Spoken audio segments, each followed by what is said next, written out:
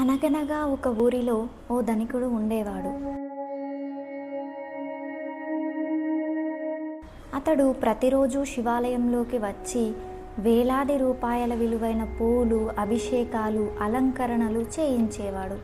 అతడు పెద్దగా చెప్పుకునేవాడు, నాకు ఎంత సంపద ఉందో చూడు, నేనెంత గొప్ప భక్తుడినో శివుడు కూడా గుర్తించాలి.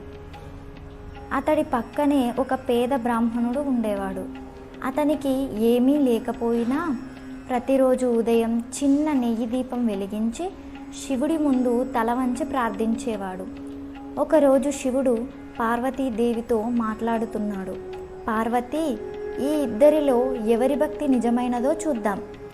శివుడు తన ఆత్మస్వరూపాన్ని మార్చుకొని ఒక భిక్షాటన వేషంలో శివాలయానికి వచ్చాడు.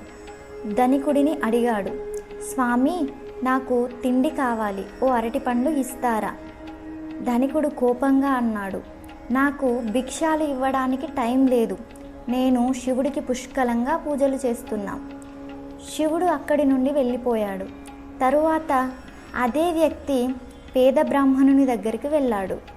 బ్రాహ్మణుడు తన దగ్గర ఉన్న ఒక అరటిపండును తీసి అన్నాడు, స్వామి, ఇది నా కోసం పెట్టుకున్నది, కానీ మీకు కావాలంటే ప్రేమతో ఇస్తాను.